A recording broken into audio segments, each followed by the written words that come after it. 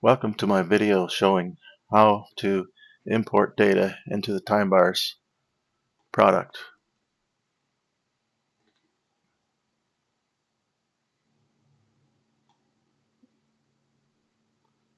First thing we're going to do is go to the Get Started page and download the spreadsheets.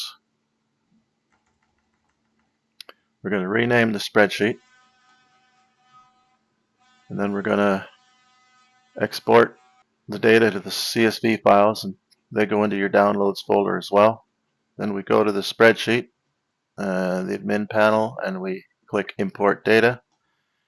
Then we do the same for the Timebars page. We import the Timebars data.